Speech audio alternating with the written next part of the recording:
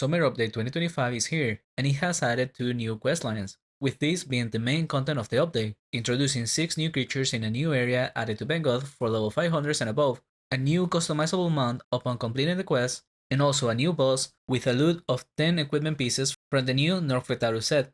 To start off the quest, I would recommend over level 400 in a team, and besides that, the only requirement is to have access to Bengoth.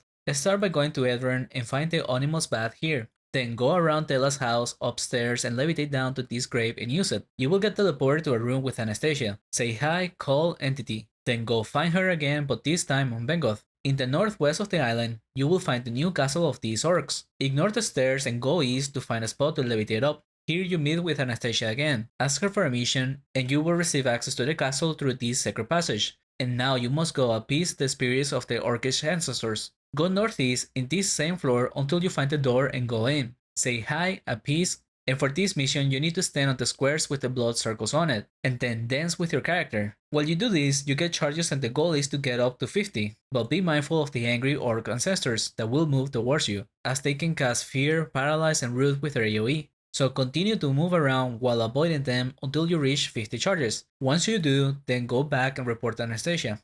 For the next mission, go down one floor and to the northwest. Here you will find a blind monstrosity, and the goal is to get past it.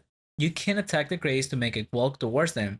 Once you get past it, on this room you must stand on the blood, but place a firebomb as the blood totem casts fear and AoE. Once you reach 10 charges, you complete the task. Go back and report to Anastasia. For the next mission, you must farm Norfektaru talismans, at least 18 to 20 of them in case you make a mistake. These are dropped from all the creatures in here. This part can be done as a team as long as everyone is there, since it will open up the passage to go to the underground for about 5 minutes or so. At the making of this video, I don't know how long it will take to farm all the talismans, so this part might take a while, and it's recommended to do in a group to save up on talismans. Once you get them, then you must go up here through the left and all the way into this path.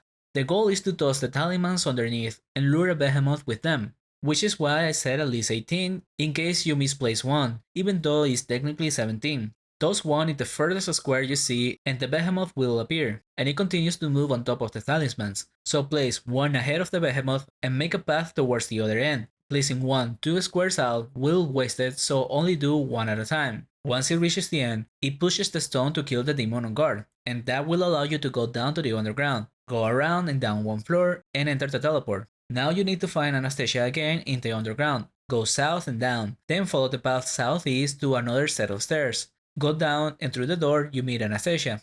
This next mission needs of at least 3 people, but 4 is recommended. We tried duo and failed, and even with 4 it was too close for comfort. This is a siege minigame where you must protect Anastasia from the waves of creatures coming from the left. At the start you can pick up an ability from these tiles. It can be a circle, a trap in the ground, or a wave. We found the traps to work best, but they scale over time, so in the end they all will be useful. Besides that, on the boxes you can get a stake and a vial of blood. The stake does damage in melee, and the vial does damage in range. They both go on cooldown upon use for like 4 seconds. With this you damage the minions that come from the left. Be mindful that Anastasia is very resistant in general, so it doesn't die to the minions. After a few minutes, mini bosses called abominations respawn. They can cast fear, so throw firewalls to avoid going too far. When these die, stamp on their body to improve your ability. Continue to do this, and at the 12-minute mark, the real boss appears, the monstrosity. This one casts fear more often, so beware, and continue to attack until it dies. If it reaches Anastasia, you will fail instantly. With 2 people and double the tools, we only had him on yellow HP. And with 2 more players, we got him about 7 steps away from Anastasia, so it is very close in time. Upon succeeding, she sends you to look for their leader within the catacombs. Go back to the entrance, and this time take the stairs to the right. Go down 2 times, and then follow the path southwest to go down again, and then walk northwest to find the door. Ask Anastasia for a mission. Take the door on the right and walk into the blood. In this one, you must destroy the vampiric heart, which is at the end of this cave. The things you must watch out for is the walls called vampiric flesh blocking the path reflects the damage done to them. So avoid AoE and focus on creating one square path focusing in one of them. Additionally, digestive oozes respawn continuously. These are creatures that are annoying but not that dangerous, so can be ignored for now.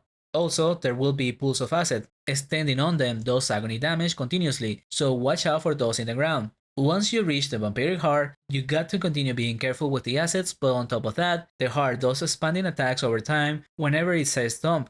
If needed, move away from the AoE and shoot from afar. EKs could grab the ooze and keep them away from the shooters and take an attack from distance with less risk overall. Upon succeeding, report your mission to Anastasia, and now you're granted access to the main boss on the left door. This boss and the summons do mainly earth and life drain. EK will take more physical, but gear up with that in mind. For this fight, you want to position the boss in a way it doesn't hit the blood pools with his waves, since he heals every time from that. So one of the shooters take aggro of the blood pools, and EK take the boss to a corner, making him way to the outside. Attack him, and when he gets to half HP, he disappears, and 4 vampiric essences appear on a cross in the room, with 4 vampiric bats as well. The bats will reflect all damage back to the player, so be careful with AoE attacks. During this phase, he will be healing over time, so the longer it takes you to kill the essences, the more he heals. So focus on killing the essences across the room. Boss will come back after they're dead, and you can start attacking him again. On red HP, he starts turning into a poison field of them. While he is in this form, he takes no damage and hits harder, so you can kite him for safety or tank the damage.